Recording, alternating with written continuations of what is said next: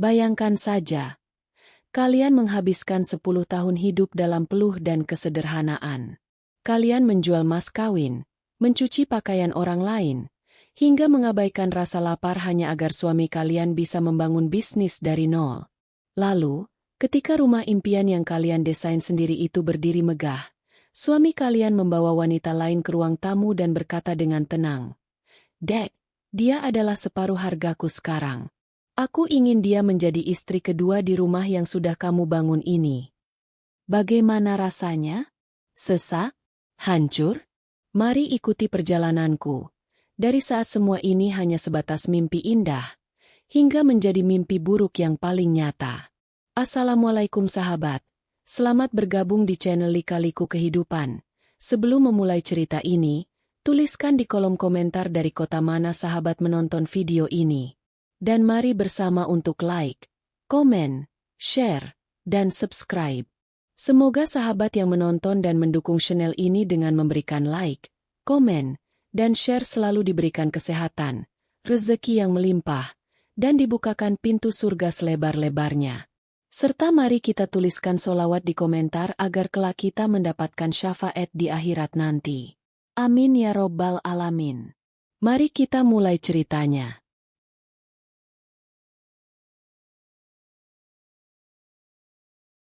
Namaku Arini. Hari ini adalah hari kepindahan kami ke rumah baru. Sebuah bangunan minimalis modern dengan taman luas yang sudah lama aku impikan setiap malam di kontrakan sempit dulu. Mas Aris, suamiku, berdiri di sampingku sambil merangkul pundakku erat.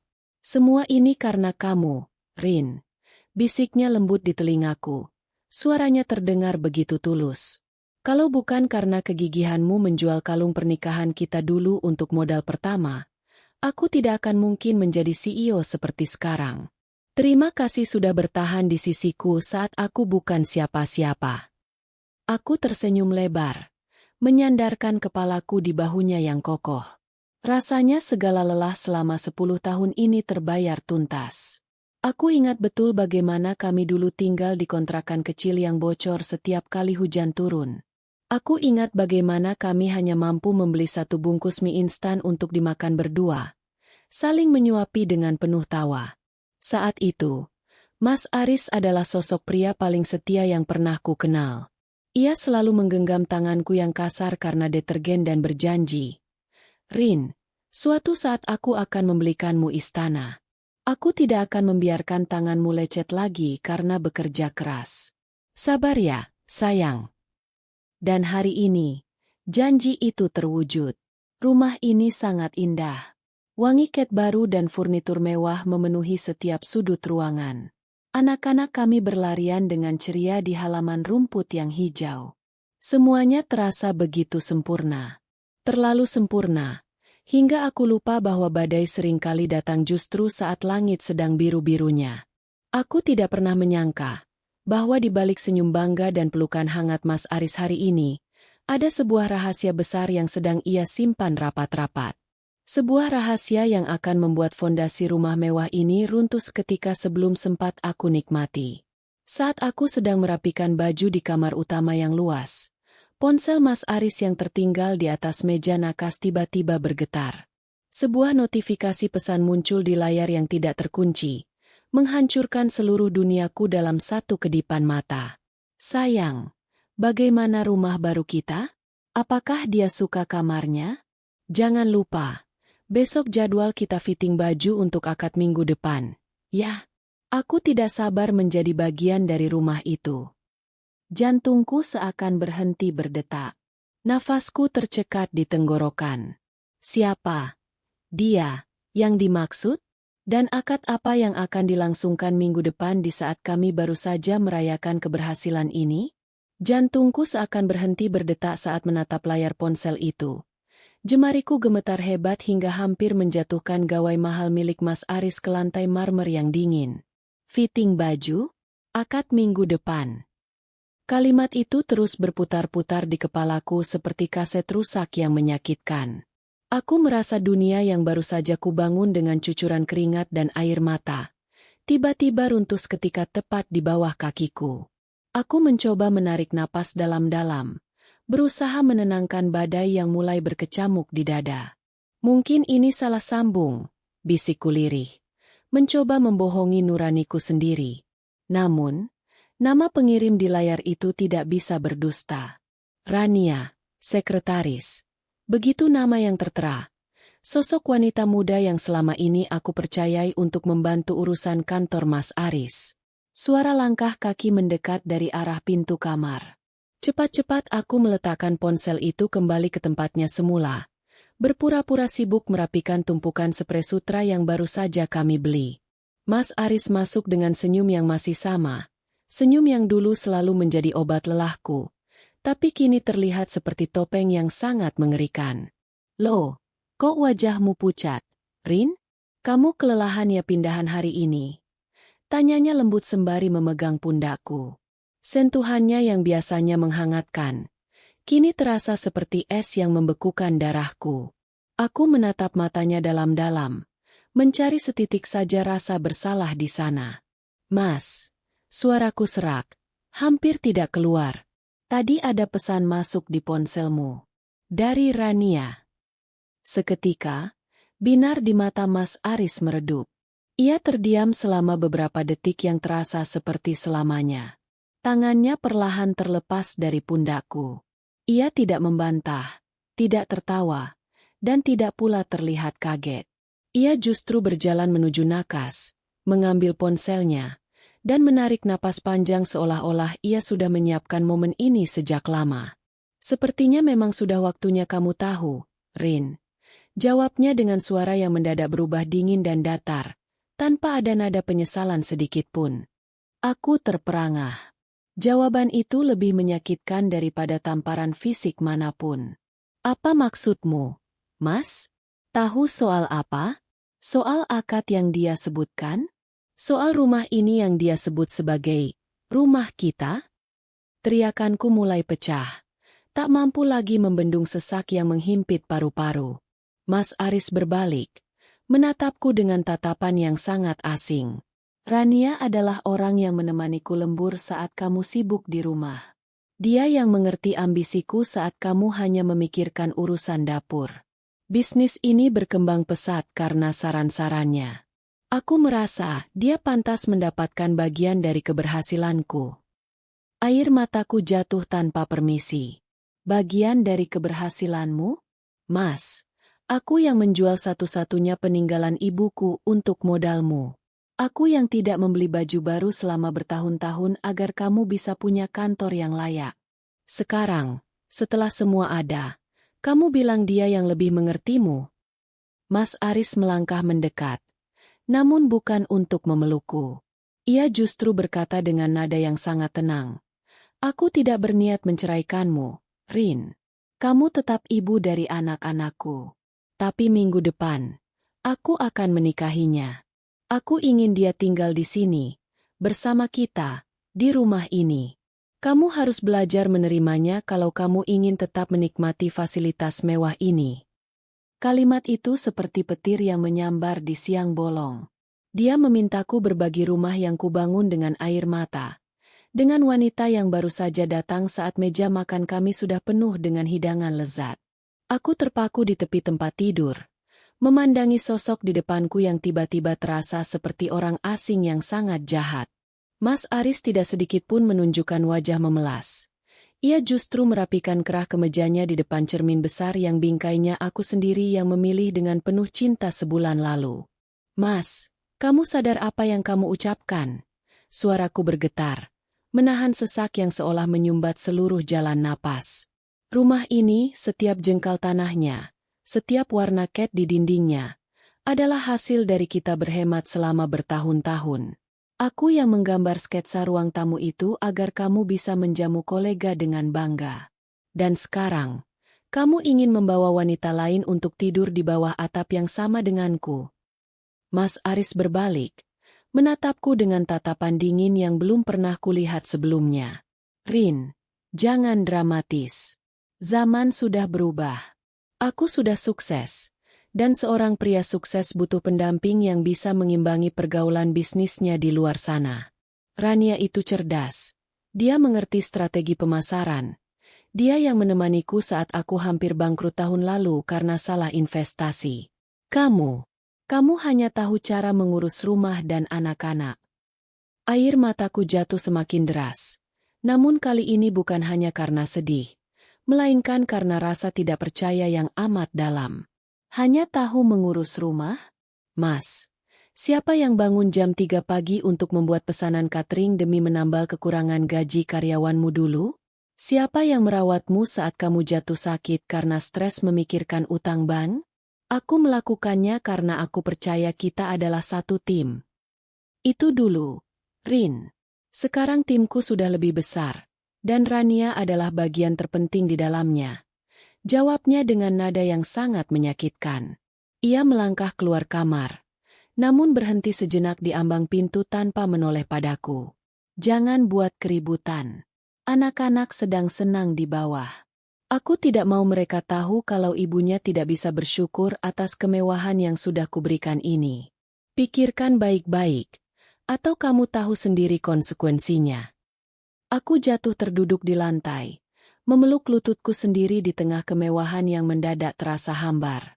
Di lantai bawah, aku bisa mendengar suara tawa anak-anakku yang sedang bermain di kolam renang baru mereka. Mereka tidak tahu bahwa istana yang mereka banggakan ini baru saja berubah menjadi penjara bagi ibunya. Aku mengambil napas panjang, mencoba menguatkan hati yang sudah hancur berkeping-keping. Aku harus bertahan, setidaknya untuk saat ini. Aku tidak boleh menunjukkan kelemahanku di depan anak-anak. Namun, sebuah pikiran mulai muncul di benakku. Jika Mas Aris menganggapku hanya sebagai pajangan di rumah ini, maka dia salah besar. Aku yang membangun pondasi bisnis ini, dan aku pula yang tahu di mana letak kelemahannya.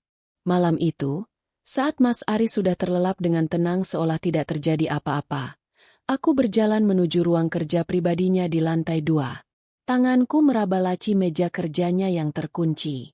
Aku tahu di mana ia menyimpan kunci cadangannya. Di dalam kotak kecil berisi foto-foto lama kami saat masih susah dulu. Ironis sekali, kenangan masa lalu justru menjadi alat bagiku untuk membongkar kebusukan masa kininya. Saat laci itu terbuka, aku menemukan sebuah map berwarna biru yang sangat rapi.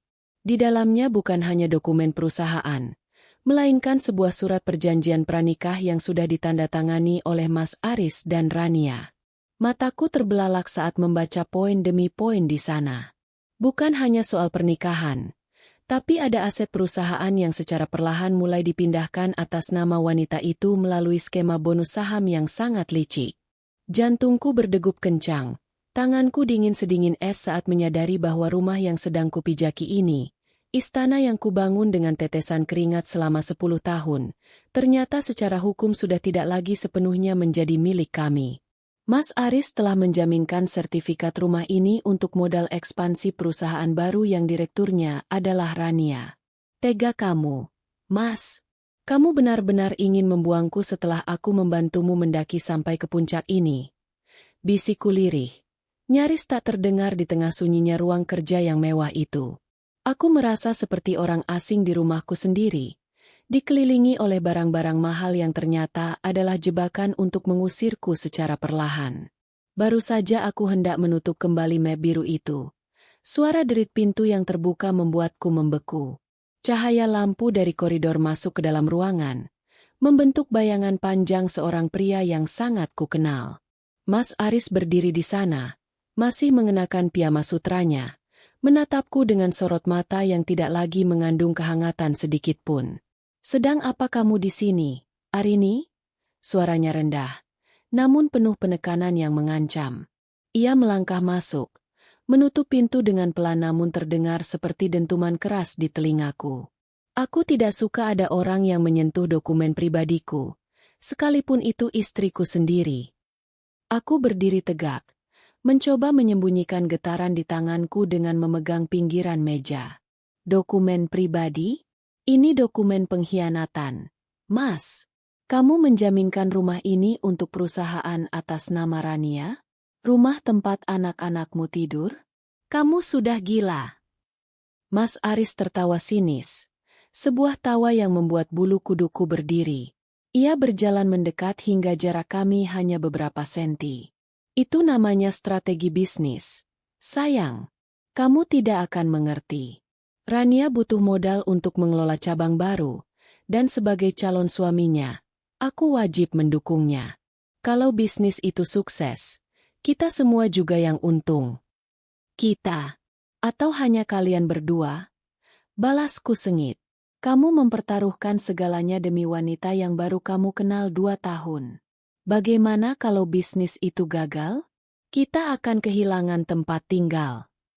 Mas Aris mencengkeram pinggiran meja. Wajahnya mengeras. Makanya, jangan buat aku kesal, Rin. Jadilah istri yang penurut. Terima Rania di sini.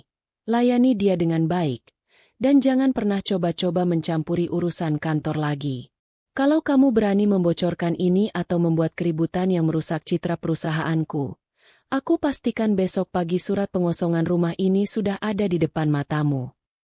Aku tersentak mundur, merasa terpojok oleh ancaman yang begitu nyata. Dia tidak hanya mengkhianati cintaku, tapi dia juga sedang menodongkan senjata ke arah masa depan anak-anakku. Jika aku melawan sekarang tanpa rencana, aku akan kehilangan segalanya dalam semalam. Malam itu, aku kembali ke kamar dengan langkah gulai. Aku berbaring di samping pria yang kini terasa seperti monster, membelakanginya sambil menggigit bibir agar isak tangisku tidak terdengar. Namun, di tengah kegelapan, sebuah tekad mulai muncul. Aku teringat pada sebuah brankas kecil di gudang lama, tempat aku menyimpan semua bukti transfer dan catatan keuangan awal saat perusahaan ini pertama kali didirikan. Catatan yang membuktikan bahwa modal utamanya berasal dari uang pribadiku.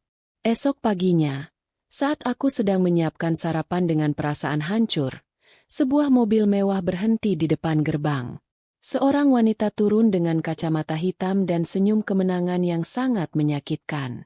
Itu Rania.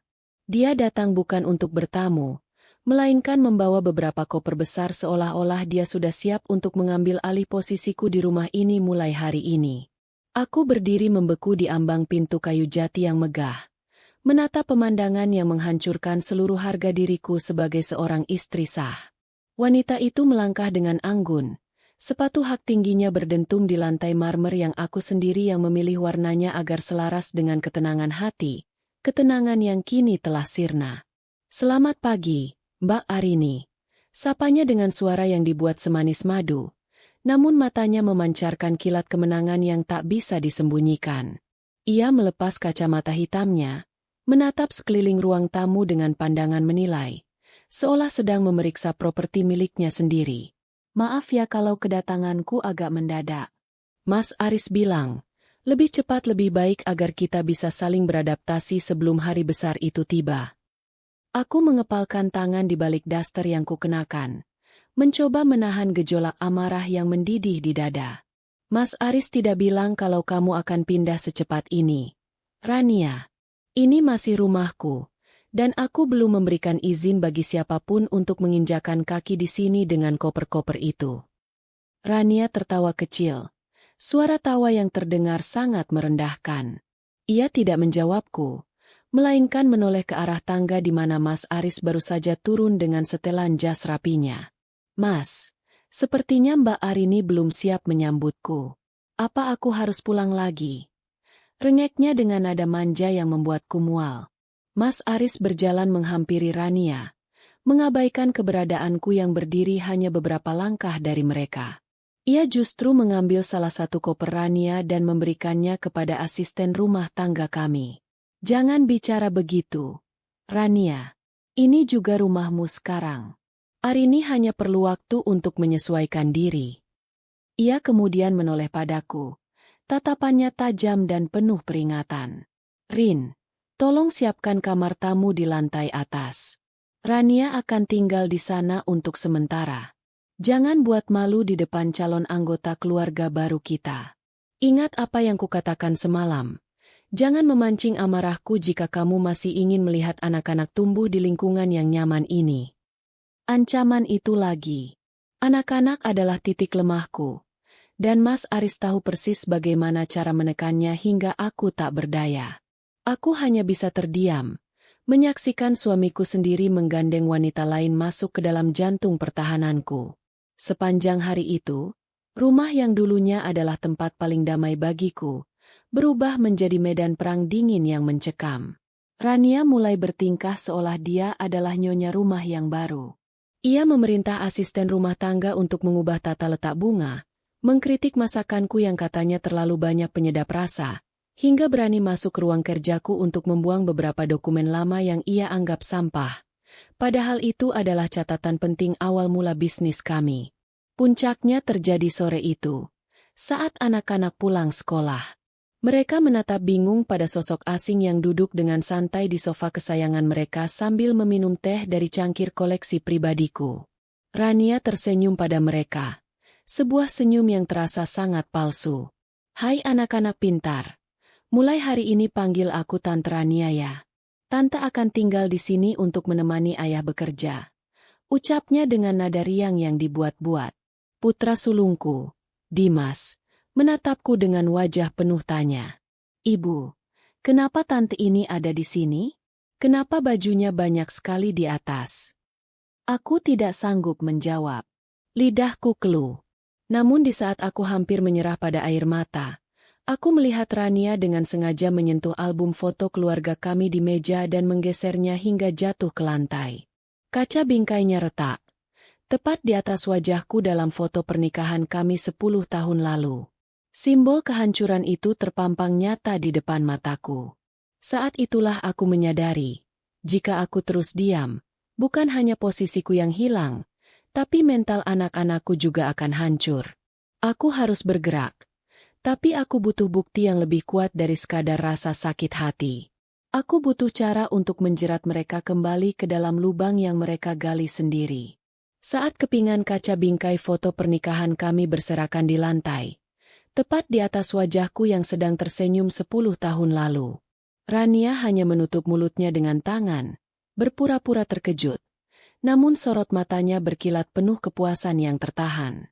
"Oh maaf, Mbak Arini. Aku tidak sengaja. Habisnya, foto ini sudah terlalu lama di sini.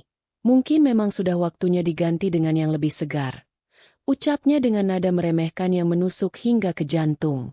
Aku berlutut di lantai, mengabaikan rasa perih saat ujung jariku menyentuh pecahan kaca demi menyelamatkan foto kenangan masa sulit kami. Di sampingku, Dimas dan adiknya mematung, ketakutan melihat ketegangan yang tidak mereka pahami. Mas Aris yang baru saja menutup telepon bisnisnya, melangkah mendekat tanpa sedikit pun niat untuk membantuku berdiri. "Sudahlah, Rin, biarkan asisten rumah tangga yang membersihkannya. Jangan berlebihan," cetus Mas Aris dingin. Ia kemudian beralih merangkul bahu Rania di depan anak-anak kami sendiri.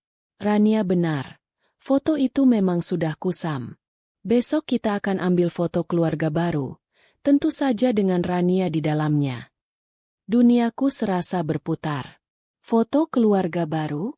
Mas, kamu sadar tidak siapa yang ada di foto ini? Ini saat kita tidak punya apa-apa. Saat kita hanya punya janji setia. Sekarang kamu mau menghapusku begitu saja dari sejarah hidupmu." Suaraku meninggi, tak peduli lagi pada wibawa yang selama ini kujaga. "Diam, Arini. Jangan bicara soal masa lalu di depan anak-anak," bentak Mas Aris. Wajahnya memerah, urat lehernya menegang. Masa lalu itu sudah mati. Yang ada sekarang adalah masa depan perusahaan. Dan masa depan itu ada pada Rania. Kalau kamu tidak bisa menerima kenyataan ini, silakan masuk ke kamarmu dan jangan keluar sampai kamu bisa bersikap sopan pada calon istriku. Aku terhuyung mundur, melihat anak-anakku mulai terisak ketakutan melihat kemarahan ayah mereka. Dengan sisa kekuatan yang ada, aku menggiring mereka masuk ke kamar, mengunci pintu, dan memeluk mereka erat di tengah kegelapan. Di luar, aku masih bisa mendengar gelak tawa Rania yang sedang berdiskusi dengan Mas Aris tentang rencana renovasi ruang tamu yang baru saja selesai kubangun dengan konsep penuh kasih sayang. Malam itu, saat seisi rumah sudah sunyi, aku tidak membiarkan diriku larut dalam tangisan. Aku teringat pada brankas kecil di gudang lama yang sempat terlintas di pikiranku semalam. Dengan langkah seringan kapas, aku menyelinap keluar kamar, melewati kamar tamu tempat Rania mungkin sedang memimpikan singgasanaku, lalu menuju gudang di belakang rumah. Debu tebal menutupi kotak kayu tua di sudut ruangan. Di dalamnya, terkubur di bawah tumpukan kain perca, terdapat sebuah brankas besi kecil yang kuncinya selalu kukalungkan di leher sebagai liontin tersembunyi. Dengan tangan gemetar, aku membukanya. Di sana, tersimpan rapi buku tabungan pertamaku, nota-nota pembelian mesin produksi pertama atas namaku, dan yang paling penting, surat perjanjian kemitraan awal yang menyatakan bahwa 60% modal perusahaan berasal dari dana pribadiku hasil penjualan tanah warisan orang tuaku.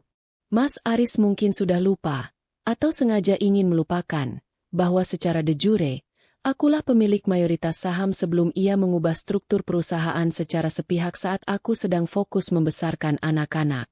Namun, saat aku sedang meneliti dokumen-dokumen itu di bawah cahaya senter ponsel, aku menemukan satu lembar kertas tambahan yang terselip di bagian paling bawah. Itu adalah surat kuasa mutlak yang pernah kutanda tangani 5 tahun lalu saat aku masuk rumah sakit untuk operasi sesar anak kedua. Surat yang memberikan wewenang penuh pada Mas Aris untuk mengelola asetku jika aku berhalangan. Hatiku mencelos. Ternyata, jerat ini sudah disiapkan Mas Aris sejak lama, jauh sebelum Rania muncul di permukaan. Dia tidak hanya mengkhianatiku sekarang, dia sudah merencanakannya sejak aku sedang berjuang antara hidup dan mati melahirkan anaknya, tepat saat aku memberikan nyawaku untuk meneruskan garis keturunannya.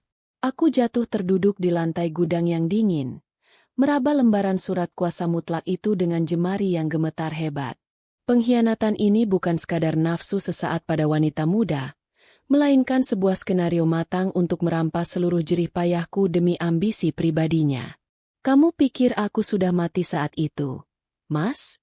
Atau kamu memang berharap aku tidak pernah bangun lagi agar kamu bisa menguasai semuanya? Bisikku dengan suara parau yang tertahan di tenggorokan. Air mata yang tadinya deras mengalir, tiba-tiba mengering, digantikan oleh kobaran api yang mulai menyala di dasar hatiku. Aku tidak boleh hancur. Jika aku hancur sekarang, maka Rania akan dengan mudah melangkah di atas puing-puing hidupku dan anak-anakku. Aku segera memotret setiap lembar dokumen penting itu dengan ponselku, menyimpannya di folder rahasia yang terproteksi kata sandi. Aku juga mengirimkan salinannya ke alamat surel lamaku yang sudah lama tidak kugunakan. Sambil memeluk dokumen asli di dadaku, aku bersumpah di tengah kegelapan gudang yang pengap. Mulai detik ini, Arini yang lembut dan penurut sudah mati. Arini yang akan mereka hadapi besok adalah wanita yang akan mengambil kembali setiap butir pasir dari istana ini. Keesokan paginya, aku keluar dari kamar dengan penampilan yang sangat berbeda. Aku mengenakan pakaian terbaikku, merias wajahku dengan tegas, dan menyunggingkan senyum yang paling tenang namun misterius. Di meja makan, Mas Aris dan Rania sudah duduk berdampingan, menikmati sarapan yang disiapkan oleh asisten rumah tanggaku dengan mesra. Wah, tumben sekali Mbak Arini dandan cantik pagi-pagi begini. Mau kemana? Mau cari hiburan karena stres ya? Sindir Rania sambil menyuapkan sepotong buah ke mulut Mas Aris. Aku menarik kursi di depan mereka, duduk dengan tenang tanpa ada getaran sedikitpun. Aku hanya sadar, Rania, bahwa rumah semewah ini butuh nyonya yang berkelas. Dan Mas Aris benar, aku sudah terlalu lama mengabaikan urusan luar. Jadi, mulai hari ini, aku memutuskan untuk kembali aktif di kantor sebagai komisaris utama. Bukankah namaku masih tercatat di sana, Mas? Mas Aris tersedak kopinya. Ia menatapku dengan mata melotot, seolah baru saja melihat hantu. Apa maksudmu, Rin? Kamu sudah lama tidak tahu urusan kantor. Lagi pula, posisimu itu hanya formalitas untuk syarat administrasi dulu. Sekarang semua sudah dikelola oleh Rania. Aku menyesap tehku perlahan, menikmati keterkejutan di wajah mereka. Formalitas atau bukan, secara hukum aku masih memiliki hak suara. Dan aku sudah membaca laporan keuangan terbaru yang kamu tinggalkan di meja kerja semalam. Mas, ada beberapa ketidakteraturan dalam aliran dana ke perusahaan baru Rania. Sebagai pemilik modal awal, aku berhak melakukan audit. Wajah Rania yang tadinya segar mendadak pucat pasi.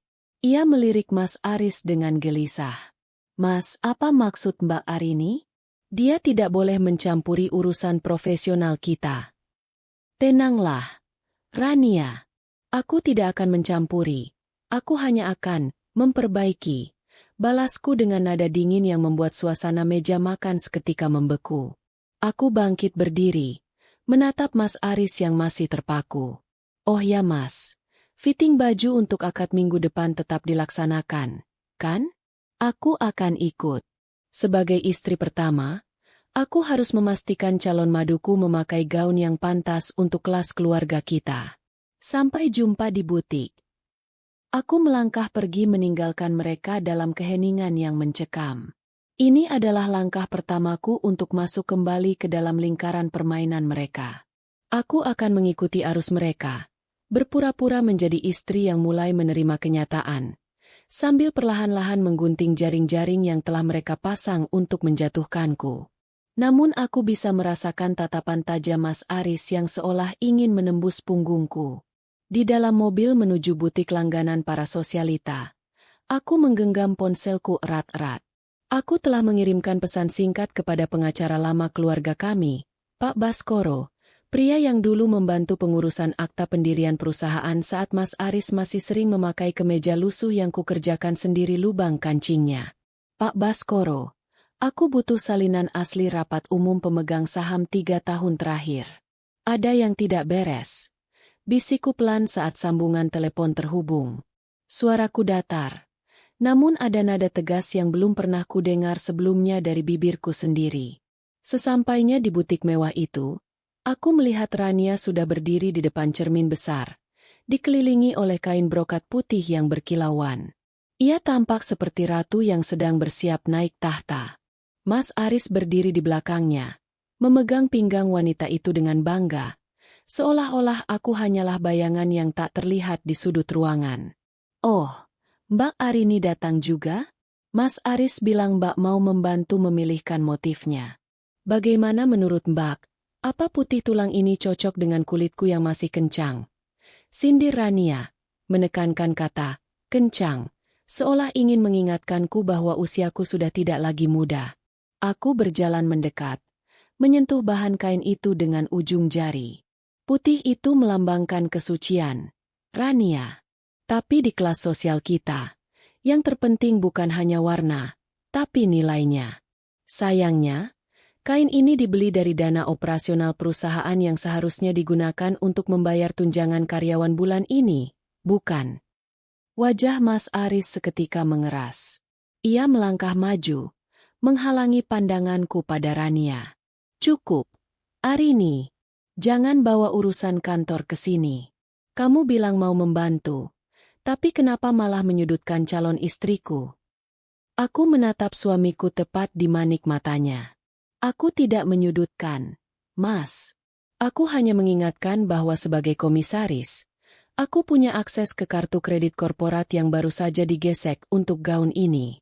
Dan sebagai istri pertamamu, aku tidak ingin suamiku dituduh melakukan penggelapan dana hanya demi selembar baju pengantin. Rania melepaskan tangan Mas Aris. Wajahnya memerah karena malu di depan para pelayan butik yang mulai berbisik-bisik. Mas, aku tidak mau fitting kalau Mbak Arini terus begini. Dia merusak moodku. Rin, pulang sekarang. Kamu keterlaluan. Bentak Mas Aris. Suaranya menggelegar di ruangan yang sunyi itu. Aku tersenyum tipis. Sebuah senyum yang sangat tenang namun mematikan. Aku akan pulang, Mas. Tapi sebelum itu, ada satu hal yang lupa kalian baca di dokumen aset rumah baru kita. Kalian tahu kenapa aku yang memilih tanah itu? Karena tanah itu berbatasan langsung dengan proyek jalan tol baru, dan izin lingkungannya masih atas namaku secara pribadi, bukan perusahaan. Aku berbalik dengan anggun, meninggalkan mereka yang kini saling pandang dengan penuh kecemasan. Aku tahu. Umpan yang kulempar sudah dimakan. Mas Aris mungkin punya kuasa di kantor. Tapi dia lupa bahwa aku adalah otak di balik setiap strategi lokasi yang membuatnya kaya raya. Malam itu, saat aku kembali ke rumah, aku mendapati pemandangan yang tak terduga. Rania tidak lagi bersantai di sofa. Ia sedang menggeledah ruang kerjaku, membongkar laci-laci dengan kasar seolah mencari sesuatu yang sangat mendesak. Mencari surat izin lingkungan itu, Rania? Tanyaku sambil bersandar di pintu. Ia tersentak, menjatuhkan tumpukan kertas ke lantai. Mbak Arini, kamu sengaja menjebak kami, kan? Kamu ingin membatalkan pernikahan ini dengan mengancam aset Mas Aris. Pernikahan kalian tidak menarik bagiku, Rania. Yang menarik bagiku adalah melihat seberapa jauh kalian berani melangkah di atas tanah yang kusewa, sebelum aku memutuskan untuk mengusir kalian berdua dari sana. Jawabku dengan nada dingin yang membuat wanita itu gemetar hebat.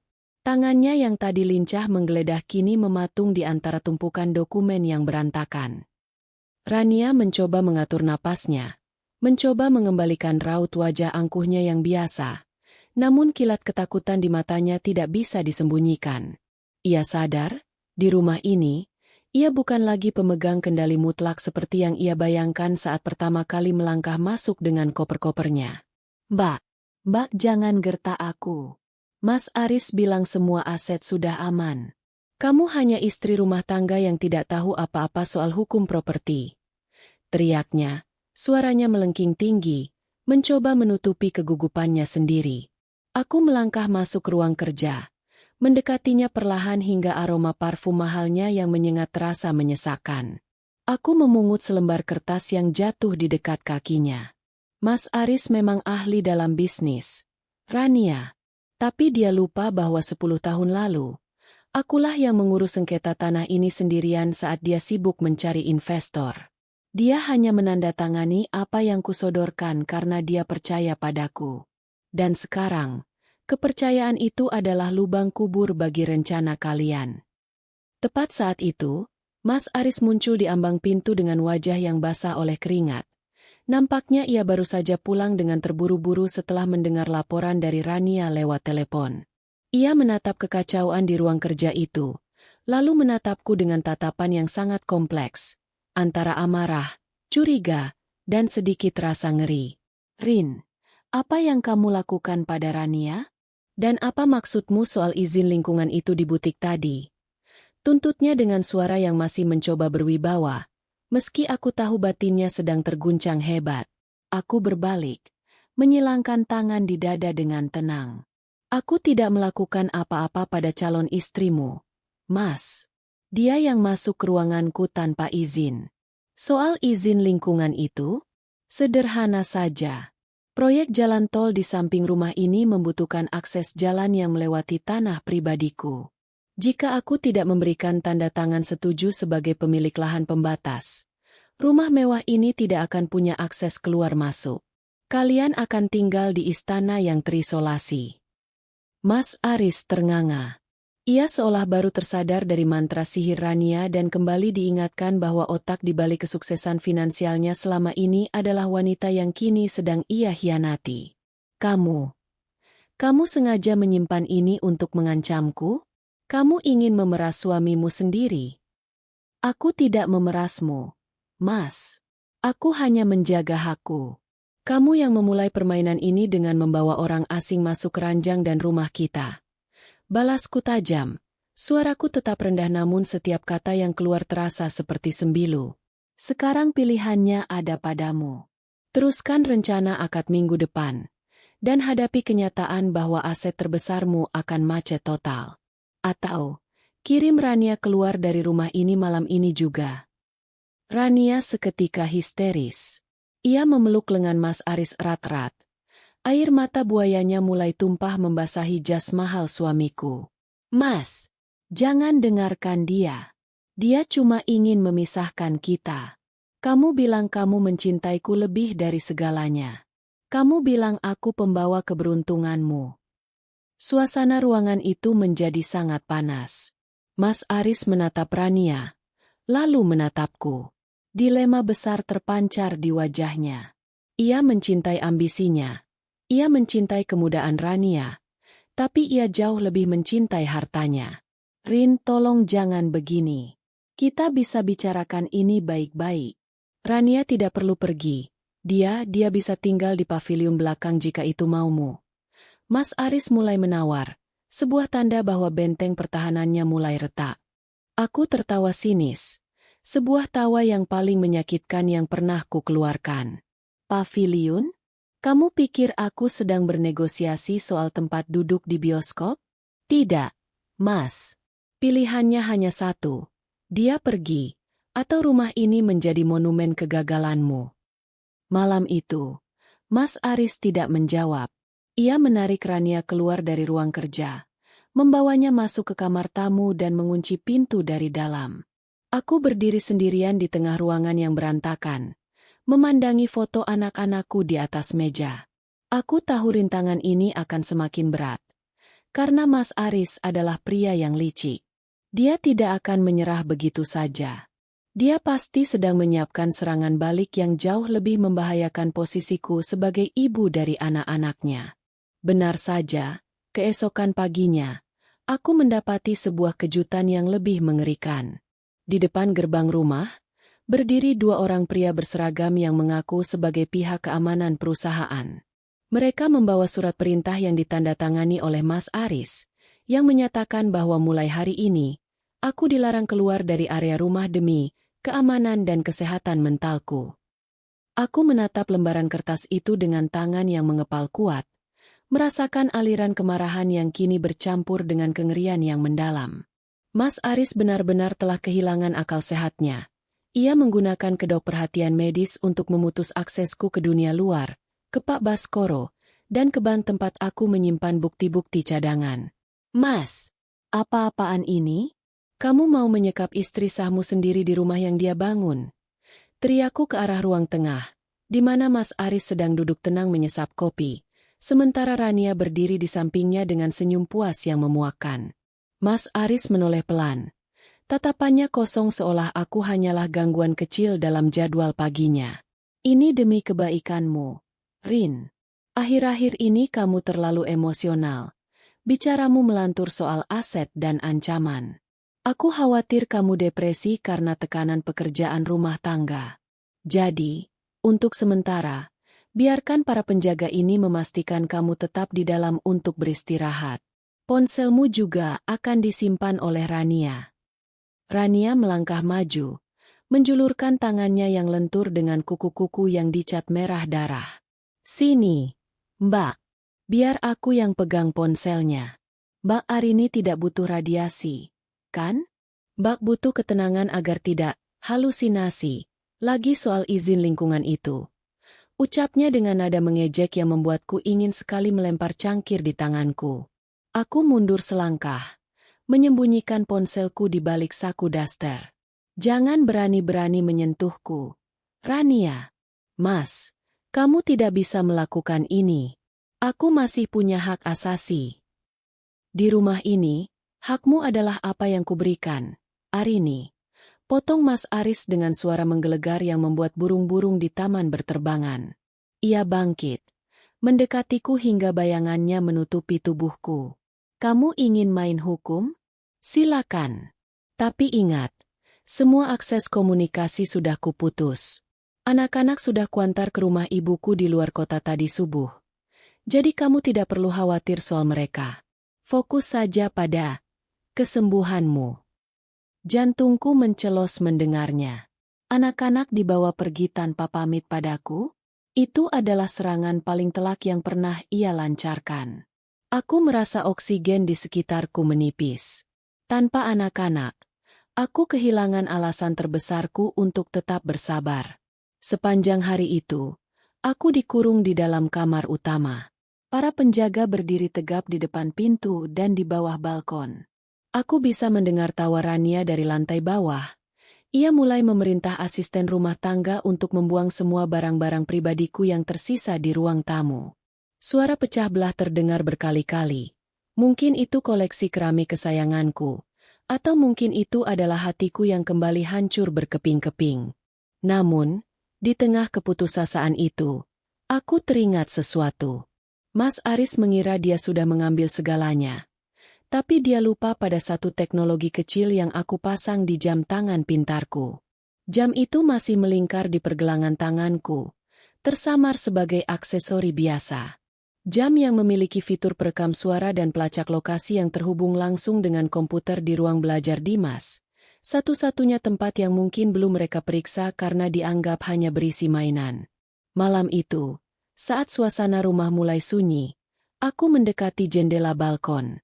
Aku tidak bisa melompat, tapi aku bisa melihat Rania dan Mas Aris sedang berdebat di taman belakang. Aku mengaktifkan fitur rekam jarak jauh pada jam tanganku. Mas, kenapa tidak sekalian saja paksa dia tanda tangan surat pengalihan aset itu? Kalau kelamaan, aku takut pengacaranya curiga. Suara Rania terdengar jelas melalui frekuensi yang tertangkap. Sabar, Rania. Kita butuh dia terlihat tidak stabil dulu secara medis. Kalau dia tanda tangan dalam keadaan gila, tidak akan ada yang bisa menuntut kita nanti. Besok, dokter yang sudah kubayar akan datang untuk memberikan diagnosa resminya. Jawab Mas Aris dengan nada dingin yang membuat bulu kuduku berdiri. Mereka tidak hanya ingin hartaku. Mereka ingin menghapus eksistensiku secara hukum dengan melabeliku sebagai orang yang tidak waras. Aku terduduk di lantai, memeluk diriku sendiri. Rintangan ini jauh lebih berat dari yang kubayangkan.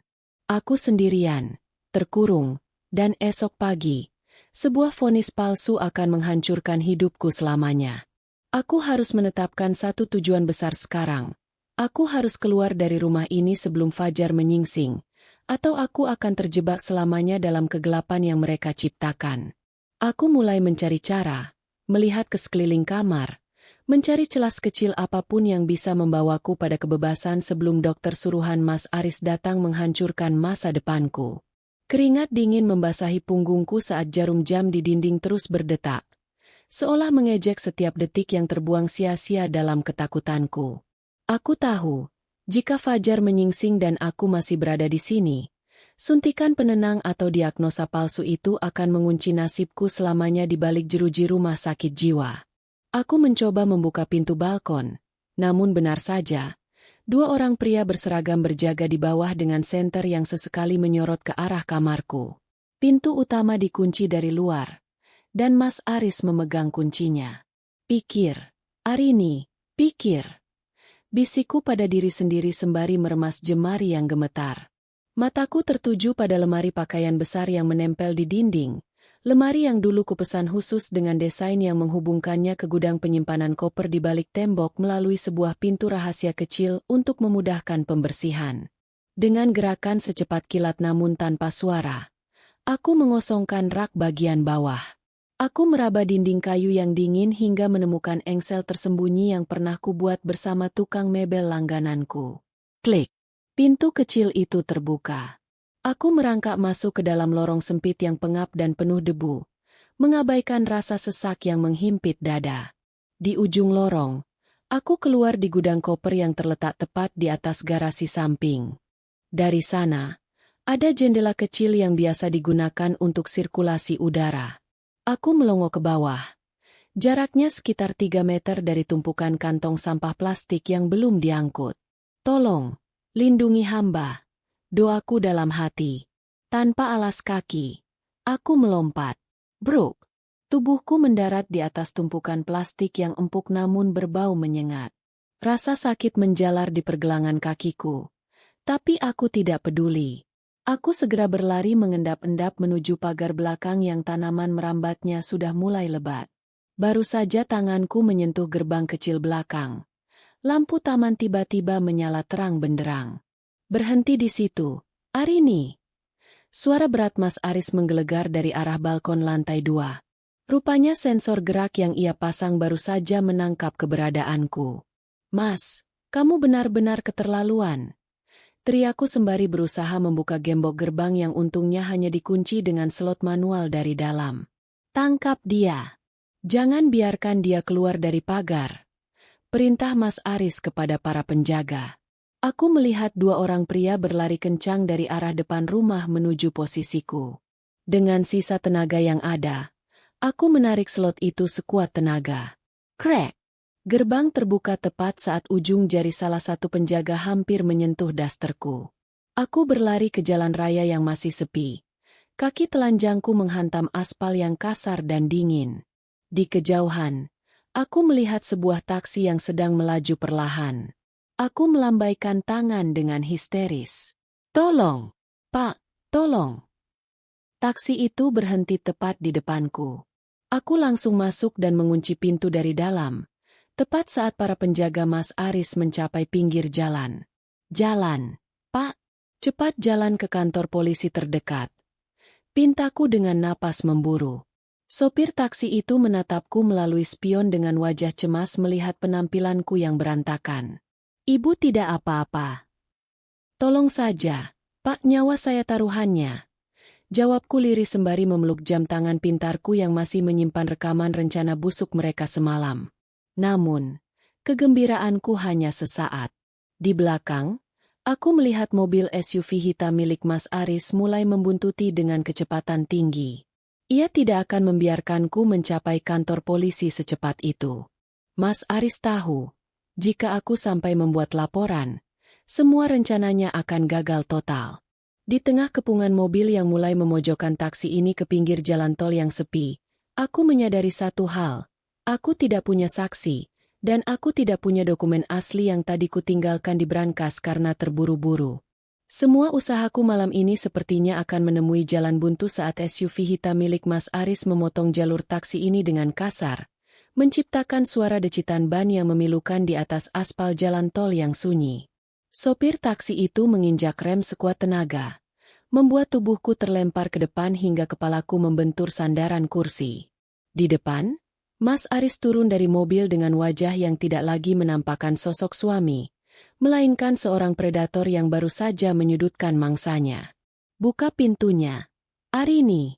Jangan buat aku melakukan kekerasan di depan umum," teriak Mas Aris sembari menggedor kaca jendela taksi.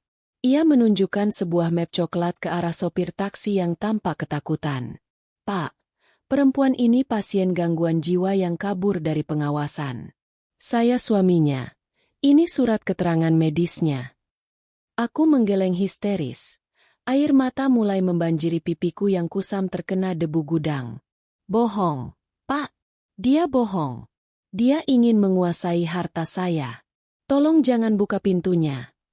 Pintaku pada sopir taksi yang kini tampak ragu dan bingung melihat surat resmi yang dipegang Mas Aris. Sopir itu menatapku, lalu menatap Mas Aris yang tampak sangat meyakinkan dengan setelan jasnya yang rapi, meski hari masih sangat pagi. "Maaf, Bu, kalau ada surat medisnya, saya tidak mau ikut campur urusan keluarga," gumam sopir itu dengan suara bergetar. Tangannya perlahan bergerak menuju tuas kunci sentral. "Tunggu. Lihat ini." Aku menyodorkan jam tangan pintarku ke depan wajah sopir itu, memutar rekaman suara percakapan Mas Aris dan Rania semalam. "Kita butuh dia terlihat tidak stabil dulu secara medis. Kalau dia tanda tangan dalam keadaan gila, tidak akan ada yang bisa menuntut kita nanti." Suara Mas Aris yang dingin terdengar jelas memenuhi kabin taksi yang sempit. Sopir itu membeku. Matanya membelalak menatap Mas Aris yang masih terus menggedor kaca di luar. Itu suara Bapak di luar?" tanyanya tak percaya. "Ya, Pak. Dia ingin memalsukan kondisi saya. Tolong, injak gasnya sekarang atau kita berdua akan dalam bahaya." Teriakku tepat saat Mas Aris mulai mencoba memecahkan kaca jendela dengan sebuah kunci roda. Prang! Kaca jendela belakang pecah berkeping-keping. Serpihannya mengenai bahuku. Namun rasa takutku jauh lebih besar daripada rasa perih itu. Sopir taksi itu, yang nampaknya memiliki hati nurani, tiba-tiba mengoper gigi dan menginjak gas sedalam mungkin. Taksi itu melesat maju, menyenggol bumper SUV Mas Aris hingga terdengar bunyi benturan logam yang keras. Kami melaju kencang, namun harapan itu kembali pupus saat aku melihat di kaca spion bahwa bukan hanya satu, tapi dua mobil perusahaan lainnya kini bergabung mengejar kami. Mas Aris telah mengerahkan seluruh tim keamanannya untuk menutup jalan.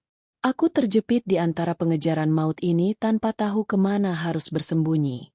Ponselku tidak ada, uangku tertinggal, dan satu-satunya bukti yang kupunya hanyalah jam tangan yang baterainya kini menunjukkan angka merah, 5%. Pak, ke arah pelabuhan. Di sana banyak kerumunan orang. Mereka tidak akan berani macam-macam di depan orang banyak. Perintahku secara spontan. Namun, saat taksi kami berbelok menuju akses pelabuhan, sebuah truk besar tiba-tiba berhenti melintang di tengah jalan, sengaja menghalangi jalur kami. Aku terperangkap. Di belakang ada Mas Aris. Di depan ada barikade yang tak mungkin ditembus. Aku keluar dari taksi dengan kaki yang masih telanjang, berlari menuju tepian dermaga yang gelap. Di ujung jalan ini, hanya ada satu pilihan terakhir yang paling sulit, menyerah dan kembali ke sangkar emas, itu sebagai orang gila, atau melompat ke kegelapan laut yang dingin demi sebuah peluang yang belum tentu ada. Aku berdiri di bibir dermaga, merasakan embusan angin laut yang menusuk kulit dasterku yang sudah robek di beberapa bagian. Di belakangku, suara deru mesin mobil Mas Aris berhenti dengan suara decitan yang memekakan telinga. Lampu sorot mobilnya mengunci posisiku, membuatku silau dan tampak seperti pesakitan yang tertangkap basah. Arini, jangan konyol. Turun dari sana sekarang juga. Teriak Mas Aris sembari berlari mendekat, diikuti oleh dua orang penjaga berbadan tegap. Wajahnya yang biasanya tenang kini tampak panik. Bukan karena khawatir akan keselamatanku, melainkan karena ia takut rahasia besarnya ikut tenggelam bersamaku. Kalau kamu melompat, tidak akan ada yang bisa menyelamatkanmu. Pikirkan anak-anak kita. Anak-anak? Kamu yang menjauhkan mereka dariku. Mas, kamu yang menghancurkan rumah kita. Balasku dengan suara serak. Air mata bercampur dengan garam laut di wajahku. Aku menatap jam tangan pintarku yang berkedip merah untuk terakhir kalinya sebelum layarnya padam total. Bukti ini mungkin mati, tapi kebenaran tidak akan pernah tenggelam. Tangkap dia! Perintah Mas Aris saat melihatku mulai memiringkan tubuh ke arah air yang hitam pekat di bawah sana. Tangan salah satu penjaga hampir menyentuh ujung dasterku, namun dengan sisa keberanian yang entah datang dari mana, aku memejamkan mata dan menjatuhkan diri. Biur! Air laut yang sedingin es menyambut tubuhku, menghentak kesadaranku hingga ke dasar paling dalam. Aku merasa paru-paruku seakan meledak saat mencoba menahan napas di tengah kegelapan yang menyesakkan. Suara teriakan Mas Aris di atas sana perlahan memudar, digantikan oleh kesunyian bawah air yang mencekam. Aku mencoba menggerakkan kakiku yang perih, berenang menjauh dari cahaya senter yang mulai menembus permukaan air di atasku. Di bawah sana, aku tidak tahu kemana arah tujuanku. Arus laut di dermaga ini sangat kuat, menyeretku menjauh dari tepian beton yang keras. Tenagaku terkuras habis. Bayangan wajah Dimas dan adiknya melintas di benakku, memberi sedikit dorongan untuk tetap menggerakkan tangan meski otot-ototku mulai kaku. Tiba-tiba, tanganku menyentuh sesuatu yang keras dan dingin. Sebuah tangga besi yang menempel pada tiang pancang dermaga tua yang sudah tidak terpakai. Letaknya cukup jauh dari posisi Mas Aris berdiri. Dengan sisa tenaga terakhir, aku memanjat tangga itu, merayap naik ke atas kayu-kayu lapuk yang tersembunyi di balik bayang-bayang kontainer besar. Aku terengah-engah, memuntahkan air asin yang sempat tertelan. Tubuhku menggigil hebat, namun aku tidak boleh berhenti. Di kejauhan, aku melihat mobil Mas Aris masih berputar-putar di area dermaga utama. Mereka pasti mengira aku hanyut terbawa arus atau sudah tiada. Aku merangkak menuju sebuah gudang penyimpanan alat pancing yang pintunya sedikit terbuka. Di dalamnya, aku menemukan sebuah jaket nelayan yang kusam dan topi tua. Aku memakainya untuk menutupi dasterku yang mencolok. Saat aku melangkah keluar dengan penyamaran itu, aku melihat sebuah pemandangan yang membuat jantungku kembali berdegup kencang. Rania turun dari mobil. Ia tidak tampak sedih. Ia justru sedang sibuk menelepon seseorang sembari membuang sebuah tas kecil ke arah laut. Tas yang sangat kukenal. Itu adalah tas berisi dokumen-dokumen asli yang ia curi dari brankas gudangku semalam. Dan sekarang, benda itu telah karam ke dasar laut yang tak terjamah, membawa serta bukti terakhir yang bisa menyeret mereka ke jalur hukum. Aku bersembunyi di balik tumpukan jaring nelayan, menahan napas sampai dadaku terasa sesak. Air mata keputusasaan perlahan menetes, membasahi jaket nelayan yang bau amis. Namun aku tidak membiarkan diriku terisak. Aku melihat Rania tertawa kecil sembari menyalakan rokok, lalu masuk ke dalam mobil, menyusul Mas Aris yang tampak frustrasi karena tak kunjung menemukanku. Habis sudah semuanya, bisikku getir. Tanpa dokumen asli, tanpa akses perusahaan, dan dengan label gangguan jiwa yang mereka siapkan, aku hanyalah seorang wanita malang yang tak punya daya tawar. Aku merasa hancur, seolah seluruh dunia telah berkonspirasi untuk mengubur kebenaran hidupku. Namun, saat mobil mereka menjauh dari area dermaga, pandanganku tertuju pada sebuah benda kecil yang tergeletak di bawah cahaya lampu jalan tepat di tempat Rania berdiri tadi. Itu adalah ponsel cadangan miliknya. Ponsel yang sering ia gunakan untuk berkomunikasi dengan pengacara pribadinya, yang terjatuh saat ia membuang tas dokumen itu. Dengan gerakan merayap, aku keluar dari persembunyian. Jantungku berdegup kencang seperti genderang perang. Aku berhasil meraih ponsel itu. Layarnya masih menyala. Tanpa pikir panjang, aku segera menyelinap masuk ke dalam gudang alat pancing yang gelap, mencari sudut paling aman untuk memeriksa isi ponsel tersebut.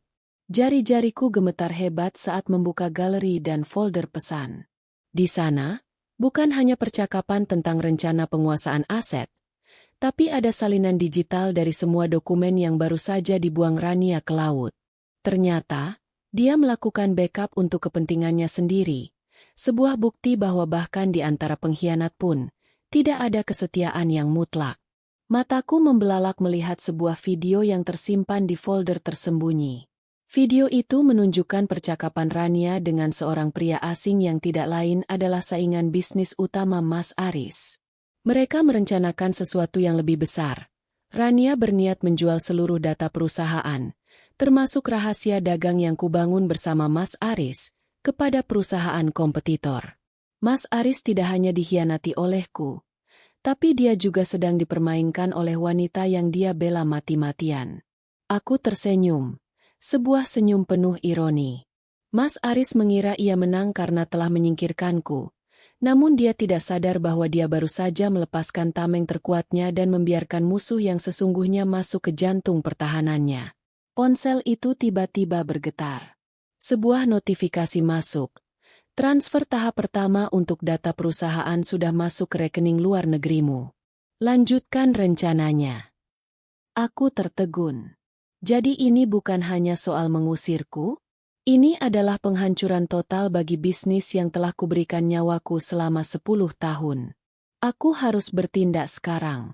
Aku tidak punya banyak waktu sebelum Rania menyadari ponselnya hilang. Aku membutuhkan seseorang yang bisa kupercaya. Seseorang yang tidak bisa dibeli oleh uang Mas Aris. Aku teringat pada mantan asisten pribadiku, Citra, yang diberhentikan secara tidak hormat oleh Mas Aris bulan lalu karena dia terlalu setia padaku. Dengan tangan yang masih gemetar karena kedinginan, aku mengetik pesan singkat ke nomor Citra. Citra, ini aku, Arini. Aku dalam bahaya. Jangan balas pesan ini. Tapi temui aku di gudang dermaga lama sekarang juga. Bawa laptopmu. Kita akan memulai perang yang sesungguhnya. Citra, mantan asisten pribadiku, muncul dari balik bayang-bayang gudang dermaga dengan napas memburu, membawa tas ransel berisi laptop yang selama ini menjadi senjata rahasianya. Matanya membelalak kaget melihat kondisiku yang kacau, baju nelayan kumal, rambut acak-acakan, dan tangan yang membeku karena dingin, tapi ia tidak banyak bertanya.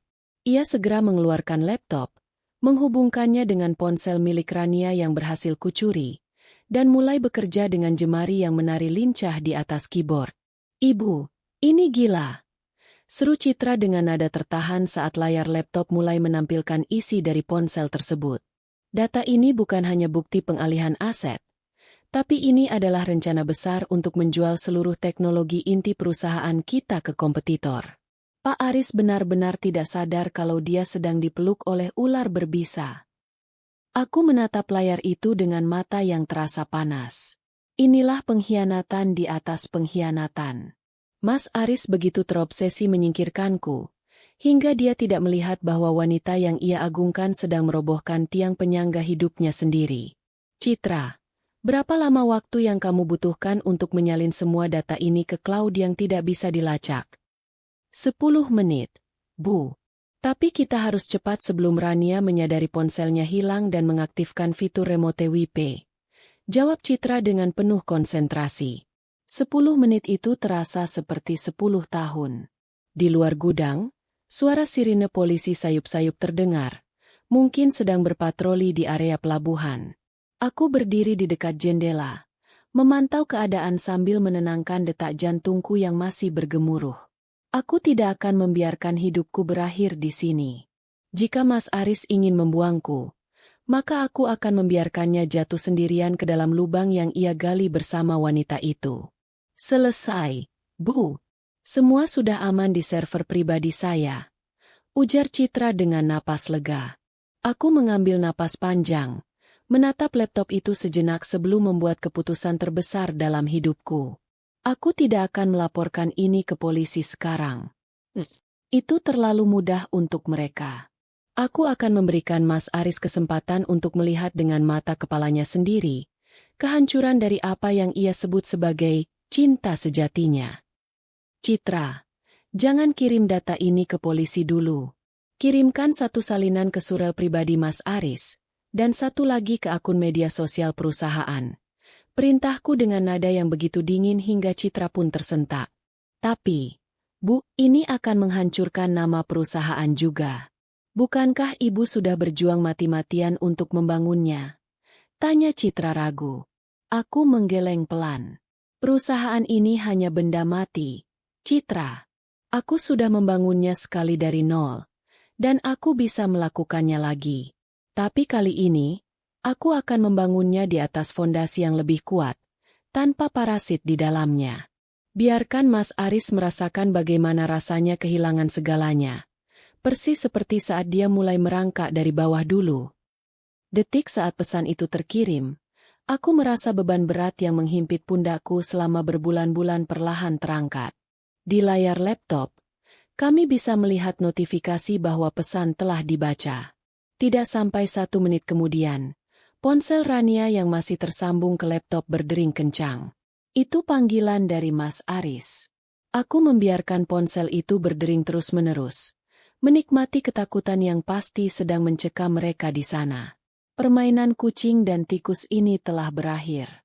Sekarang, saatnya sang pemilik rumah asli kembali untuk mengambil haknya di tengah kekacauan yang baru saja kubuat. Aku berdiri di depan kantor pusat perusahaan, kantor yang dulu kubangun dengan mimpi-mimpi sederhana, sambil menatap layar ponsel Rania yang masih menyala.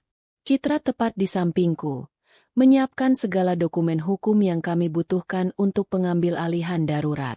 Kami melangkah masuk, melewati meja resepsionis yang kini terlihat lebih dingin dan asing, menuju ruangan di mana segala pengkhianatan ini berawal. Saat aku membuka pintu ruang rapat utama, suasana di dalam ruangan itu begitu mencekam hingga nyaris tak bernapas.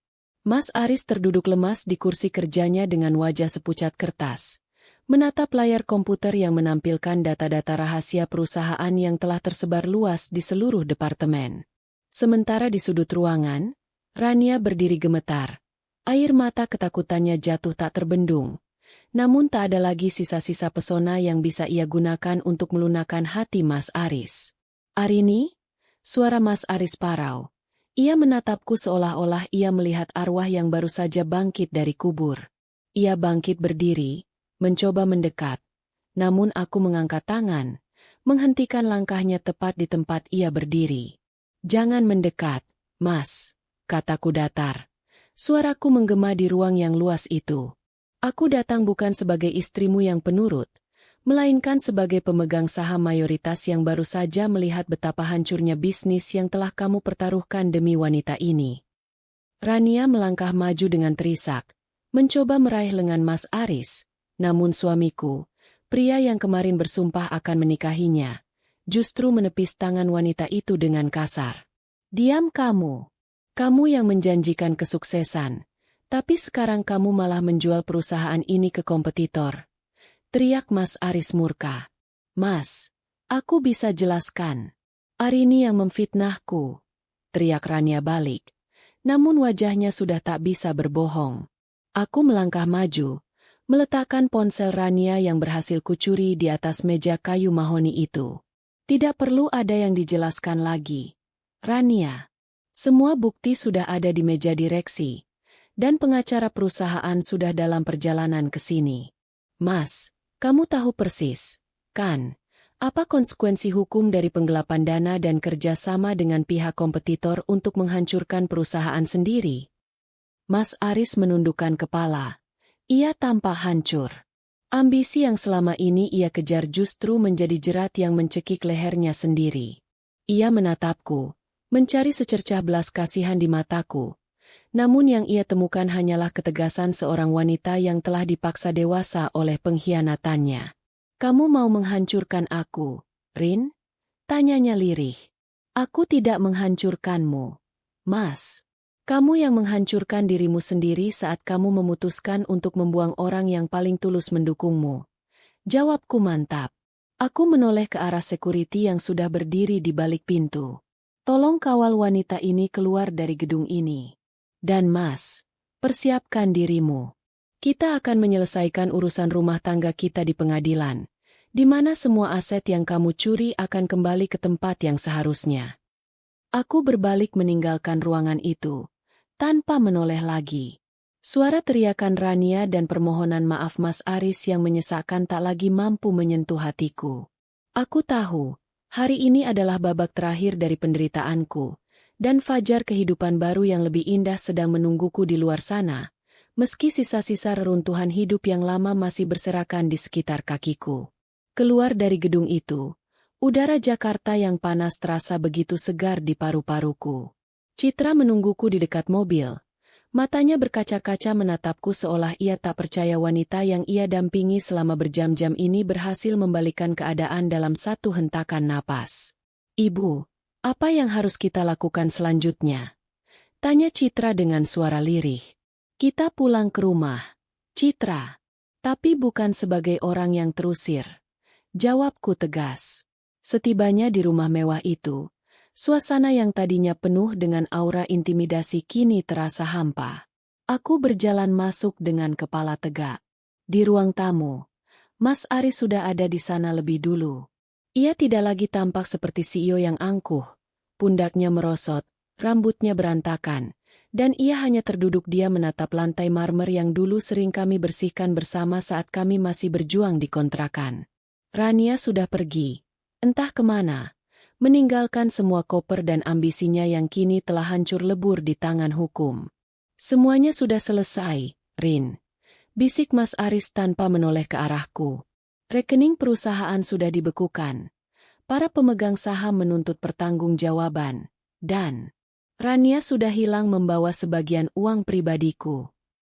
Aku berjalan mendekatinya. Lalu duduk di kursi seberangnya. Kamu tahu apa yang paling menyakitkan, Mas?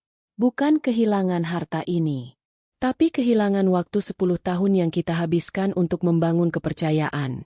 Yang ternyata bisa kamu hancurkan hanya karena seseorang yang manis bibirnya saja. Mas Aris menutup wajahnya dengan kedua tangan. Isak tangis yang tertahan terdengar pecah di ruangan yang luas itu. Aku salah, Rin. Aku bodoh. Aku terlalu terbuai dengan kesuksesan hingga lupa bahwa akulah yang sebenarnya tidak layak mendapatkanmu. Kamu benar, Mas. Kamu memang tidak layak. Kataku tanpa kebencian, hanya dengan kejujuran yang dingin. Tapi aku tidak punya waktu untuk membencimu. Anak-anak ada di rumah ibumu, bukan? Aku akan menjemput mereka sore ini. Dan mulai besok, rumah ini akan dijual. Semua hasilnya akan dibagi dua, sesuai dengan hak yang tertulis di surat kepemilikan yang sudah kupersiapkan. Kamu benar-benar ingin bercerai? Suaranya pecah. Sebuah pertanyaan yang terdengar sangat terlambat. Perceraian kita sudah terjadi saat kamu membawa wanita lain ke rumah ini dan memintaku menjadi istri kedua di tempat yang kubangun sendiri. Jawabku final. Aku bangkit berdiri, berjalan menuju kamar utama untuk mengambil barang-barang pribadiku yang tersisa. Saat aku mengemasi pakaianku ke dalam koper, aku melihat foto keluarga kami yang kacau itu, kaca yang retak tepat di wajahku. Aku mengambil fotonya saja, lalu membiarkan bingkainya tergeletak di sana. Tidak ada lagi yang perlu diperbaiki. Aku tidak sedang meninggalkan rumah. Aku sedang membebaskan diriku dari penjara yang kubangun sendiri atas nama cinta yang salah alamat. Saat pintu rumah mewah itu kututup rapat di belakangku untuk terakhir kalinya, tidak ada rasa sesal yang menyelinap. Yang ada hanyalah kelegaan yang luar biasa. Seolah beban bertonton yang selama ini menindih pundakku telah terangkat, menyisakan ruang bagi udara segar yang lama kurindukan. 1 bulan berlalu sejak kejadian itu. Kini, aku menempati sebuah apartemen sederhana namun nyaman, tempat di mana tawa anak-anakku kembali terdengar nyaring. Dimas dan adiknya sudah mulai bisa menerima kenyataan bahwa ayah mereka tidak akan lagi tinggal bersama kami. Meskipun berat, aku menjelaskan segalanya dengan bahasa yang jujur namun lembut, tanpa perlu menanamkan kebencian di hati mereka.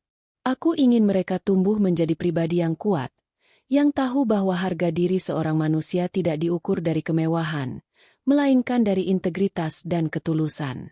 Mas Aris, kabarnya ia sedang mendekam dalam proses hukum yang panjang. Perusahaan yang dulu kami bangun dari nol kini dalam tahap likuidasi.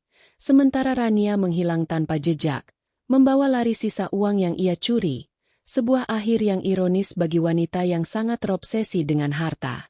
Mas Aris kehilangan segalanya, posisinya, reputasinya, dan yang paling berharga, keluarganya.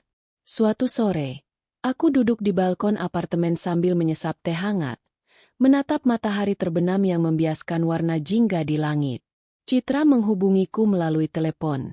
Suaranya terdengar antusias. Bu, penawaran kerja sama dari klien lama kita sudah masuk. Mereka tahu kalau sistem manajemen inti itu kitalah yang mendesainnya, dan mereka ingin bekerja sama langsung dengan ibu, tanpa perantara perusahaan lama. Aku tersenyum tipis. Terima kasih, Citra. Tapi berikan aku waktu 2 hari lagi. Aku ingin fokus pada persiapan sekolah anak-anak. Menutup telepon, aku merenung jauh. Ternyata, selama ini aku terlalu takut untuk berdiri sendiri. Aku selalu merasa bahwa tanpa Mas Aris, aku bukanlah siapa-siapa. Padahal, akulah yang selama ini menjadi mesin penggerak di balik setiap kesuksesan yang ia banggakan. Kehilangan rumah mewah itu bukan sebuah kerugian, melainkan sebuah peluang untuk membangun istana yang sesungguhnya. Istana yang pondasinya dibangun di atas kemandirian, bukan di atas manipulasi orang lain. Pelajaran yang paling berharga bukan tentang bagaimana aku memenangkan pertempuran melawan pengkhianatan, tapi tentang bagaimana aku menemukan kembali jati diriku yang sempat hilang ditelan ambisi suami. Aku adalah Arini, wanita yang membangun bisnis dari nol, dan kali ini, aku akan melakukannya lagi dengan jauh lebih tangguh, bukan lagi demi ambisi seseorang, melainkan demi masa depan anak-anakku yang tidak ternilai harganya. Beberapa minggu setelah aku memulai langkah kecil untuk membangun bisnis konsultan manajemen yang baru, sebuah surat hukum sampai di tanganku. Itu adalah surat dari pihak pengadilan mengenai penyelesaian pembagian aset terakhir dari rumah mewah yang telah dijual. Aku menatap angka nominal yang tertera di sana. Sebuah jumlah yang lebih dari cukup untuk memulai segalanya kembali. Namun, bukan angka itu yang menarik perhatianku, melainkan sebuah catatan kecil yang terselip di balik dokumen tersebut.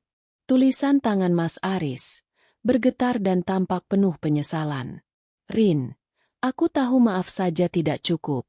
Aku hanya ingin kamu tahu, di dalam rumah itu, aku pernah benar-benar mencintaimu, sebelum aku membiarkan egoku merusaknya. Semoga kamu menemukan kebahagiaan yang tidak bisa kuberi. Aku terdiam cukup lama, memandangi tulisan tangan pria yang pernah menjadi pusat duniamu. Jika ini terjadi setahun lalu, mungkin aku akan menangis terseduh-seduh. Tapi hari ini, hatiku terasa tenang, datar, dan tidak lagi terombang-ambing oleh kata-kata manis. Aku melipat surat itu, menyimpannya di dalam kotak kenangan, bukan untuk dibaca kembali, tapi sebagai pengingat bahwa masa lalu hanyalah sebuah guru yang sudah selesai menjalankan tugasnya. Tiba-tiba, Dimas, putra sulungku, berlari ke ruang tengah dengan wajah berseri-seri. Ibu, ibu lihat ini, aku berhasil memenangkan lomba matematika di sekolah. Teriaknya sambil menunjukkan piagam kecil. Aku memeluknya erat, mencium keningnya dengan penuh rasa syukur. Di saat-saat seperti inilah aku menyadari bahwa kekayaan yang sesungguhnya bukanlah marmer yang megah atau perabotan mewah, melainkan senyuman tulus dari anak-anak yang tumbuh dengan kasih sayang yang utuh. Malam itu, aku menerima telepon dari seorang klien besar yang tertarik dengan sistem manajemen yang kutawarkan. Mereka memintaku melakukan presentasi besar di depan dewan direksi minggu depan. Ini adalah kesempatan emas yang akan mengukuhkan posisiku di dunia bisnis secara mandiri. Saat aku menutup telepon, aku menatap bayanganku sendiri di cermin. Wajah yang dulu pucat karena tertekan, kini tampak segar dengan binar keyakinan yang kuat. Aku bukan lagi istri yang takut akan ancaman pengosongan rumah. Bukan lagi wanita yang harus berbagi tempat di rumah yang kubangun sendiri. Aku adalah Arini, yang telah melewati api dan tetap berdiri tegak. Aku belajar bahwa kesetiaan adalah komitmen yang mahal, dan pengkhianatan hanyalah bagian dari pendewasaan yang menyakitkan. Aku tidak lagi menyimpan dendam, karena bagi diriku, kebahagiaan adalah pembalasan yang paling elegan. Sebuah prinsip yang kini memandu setiap langkahku menuju hari baru yang penuh harapan. Hari ini adalah hari besar, di ruang konferensi yang megah. Aku berdiri di depan para investor dan jajaran direksi perusahaan ternama, memaparkan strategi bisnis yang dulu hanya berani kubayangkan dalam mimpi-mimpi kecilku di sela-sela kesibukanku sebagai istri yang terabaikan. Suaraku lantang, tegas, dan setiap kata yang keluar memiliki bobot keyakinan yang tak terbantahkan. Saat presentasi berakhir, tepuk tangan riuh memenuhi ruangan. Mereka tidak hanya melihat angka-angka di layar, mereka melihat seorang pemimpin yang pernah jatuh ke titik terendah dan memilih untuk bangkit dengan caranya sendiri. Di antara para hadirin, aku melihat Citra tersenyum bangga. Dia telah menemaniku melewati malam-malam tanpa tidur dan air mata keputusasaan, dan kini, ia melihat kawan seperjuangannya berdiri sebagai pemenang. Setelah pertemuan usai, aku berjalan keluar menuju taman kantor yang asri. Semburat cahaya matahari sore menyapu wajahku. Tiba-tiba, ponselku berbunyi. Itu pesan dari nomor yang sudah lama tidak kulihat. Nomor ibu mertuaku.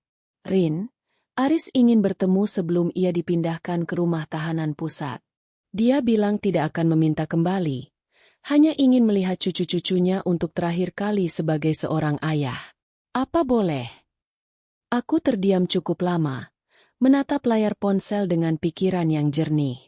Masa lalu sudah kupenjara, tapi aku tidak ingin memenjarakan masa depan anak-anak dari hak mereka untuk mengenal sosok ayah, seburuk apapun kesalahan yang ia perbuat. Aku membalas pesan itu dengan singkat namun tegas. Bawa mereka ke sana hari Sabtu, aku akan mendampingi dari jauh. Itu bukan tanda kelemahan. Itu adalah tanda bahwa aku sudah benar-benar merdeka. Aku telah memaafkan diriku sendiri karena pernah mencintai orang yang salah, dan aku telah memaafkan keadaan yang pernah hampir menghancurkanku. Kini, aku tidak lagi melihat ke belakang dengan penyesalan, melainkan dengan perspektif baru. Aku melangkah menuju mobil, menjemput anak-anakku dari sekolah, dan membawa mereka ke sebuah toko buku favorit. Di sana, aku melihat Dimas dan adiknya tertawa lepas, memilih buku-buku yang mereka suka dengan bebas. Aku berdiri di sudut ruangan, memperhatikan mereka dengan hati yang hangat. Aku telah membuktikan pada diriku sendiri bahwa wanita tidak perlu menjadi istri penurut untuk dihargai, dan tidak perlu takut kehilangan rumah untuk menemukan jati diri. Perjalanan ini memang penuh dengan luka, namun luka itulah yang membentuk Arini yang sekarang, seseorang yang tidak bisa lagi dipatahkan oleh pengkhianatan atau ancaman apapun. Aku menarik napas dalam-dalam, merasakan udara kebebasan yang kini memenuhi setiap inci hidupku. Istana yang kubangun kini bukan lagi terbuat dari bata atau marmer, melainkan dari kedamaian hati yang tak ternilai harganya. Aku melangkah keluar toko, menggandeng tangan anak-anakku, dan berjalan menuju masa depan yang cerah. Bab ini sudah selesai kututup dengan tinta yang kuat. Dan untuk pertama kalinya setelah sekian lama, aku benar-benar merasa bebas.